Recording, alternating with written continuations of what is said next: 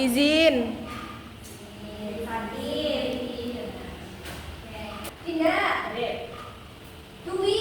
Sakin. Kurida. Devita. Faiza. Okta. Ya, alhamdulillah. Sekarang masuk ke materi pertama, yaitu ikhtiar dan tawakal. Sebelumnya Ibu akan membacakan tujuan pembelajaran terlebih dahulu. Yang pertama, peserta didik mampu menjelaskan pengertian tawakal dan ikhtiar dengan benar. Yang kedua, peserta didik mampu mengidentifikasi dalil Al-Quran dan hadis yang berkaitan dengan tawakal dan ikhtiar. Yang ketiga, peserta didik mampu menyebutkan contoh perilaku tawakal dan ikhtiar dalam kehidupan sehari-hari. Yang keempat, peserta didik menunjukkan sikap tawakal dan ikhtiar dalam kegiatan belajar maupun kehidupan sosial. Sekarang masuk materi pengertian ikhtiar dan tawakal. Sebelumnya Ibu mau bertanya, ada yang sudah tahu apa itu ikhtiar dan tawakal? Mungkin di sini Mbak akan mengajarkan kalian apa itu arti ikhtiar dan tawakal. Coba dibaca Dinda, pengertian singkat dari ikhtiar dan tawakal. Pengertian ikhtiar dan tawakal. Yang pertama, usaha sungguh-sungguh untuk mencapai hasil terbaik sesuai dengan Allah. Yang kedua, berserah diri kepada Allah SWT setelah melakukan usaha maksimal. Oke, baik. Pengertian ikhtiar itu yang atas ya anak, usaha sungguh-sungguh untuk mencapai hasil terbaik sesuai ridha Allah. Jadi Allah itu suka sama orang yang selalu berikhtiar. Berarti ikhtiar itu apa? Usaha.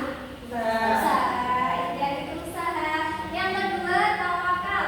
Artinya berserah diri kepada Allah SWT. Jadi kita setelah usaha kita harus bertawakal, menyerahkan hasil kita kepada Allah, hasil yang terbaik. Karena Allah itu tahu hasil yang terbaik kita setelah kita berusaha yang maksimal itu gimana. Dari Al-Quran. Nah, di sini kita belum tahu ini dari tawakal atau ikhtiar. Kita baca terlebih dahulu. Siapa yang mau baca? Ada yang mau baca? Guru. Bismillahirrahmanirrahim. Bismillah ya, kami lihat. Bagaimana rahmatin minallahi linta lahum walau kunta fadlan ghalidal qalbi lam faddu min hawlik fa'fu anhum wastaghfir lahum wasyawirhum fil amr fa idza 'azamta fatawakkal 'ala Allah innallaha yuhibbul mutawakkilin. Yang artinya, maka berkat rahmat Allah engkau Nabi Muhammad berlaku lemah lembut terhadap mereka. Seandainya engkau bersikap keras dan berhati kasar, tentulah mereka akan menjauh dari sekitarmu. Oleh karena itu, maafkanlah mereka, mohonkanlah ampunan untuk mereka, dan bermusyawarahlah dengan mereka dalam segala urusan.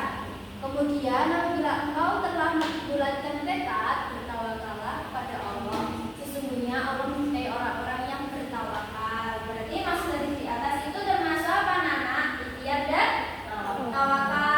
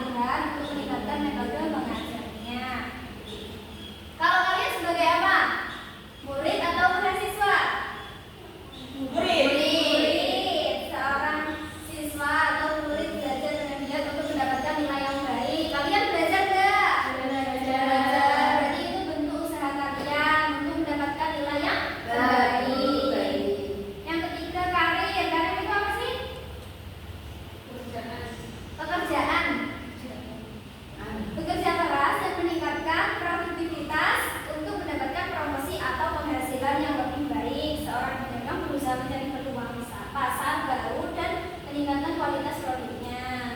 Jadi kalau kita sebagai pedagang, berarti kita harus mencari peluang pasar baru biar produk kita itu diperlihatkan oleh orang lain. Jadi orang lain itu tahu kalau kita dagang ini. Jadi kita itu nggak cuma dagangnya di satu tempat, jadi di berbagai tempat itu bentuk usaha kita sebagai pedagang. Nanti jangan lupa di akhir kita harus bertawakal hasilnya kepada Allah. Yang selanjutnya hikmah tawakal dan ikhtiar. Dibaca Dinda.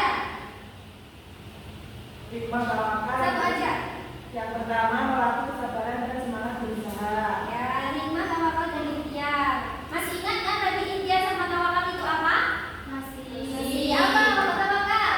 Berserah kepada Allah. Kalau ikhtiar berusaha yang sungguh-sungguh ya.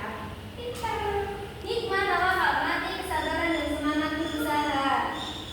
Melatih kesabaran. Jadi kalau kita sudah berusaha itu berarti harus sabar. Karena kita sudah berusaha, hasilnya selalu dipasrahkan sama Allah. Karena Allah tahu hasil kita yang terbaik. Terus harus semangat berusaha terus.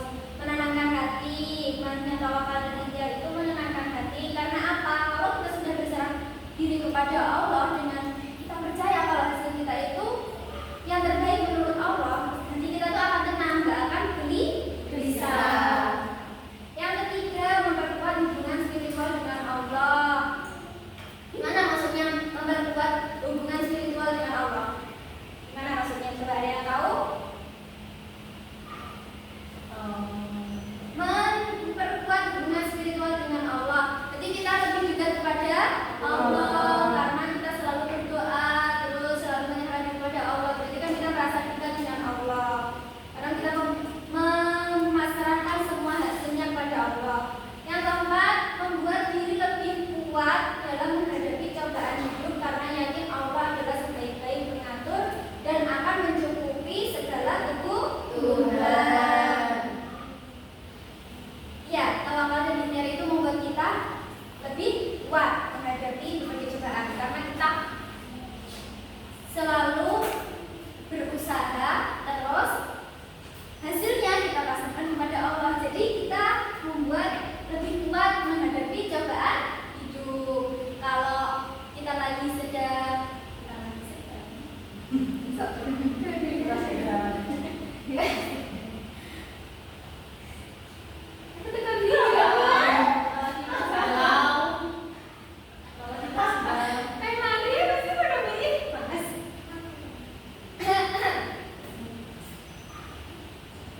Yang keempat, membuat diri lebih kuat dalam menghadapi cobaan hidup karena yakin Allah adalah sebaik-baik pengatur dan akan mencukupi segala kebutuhan.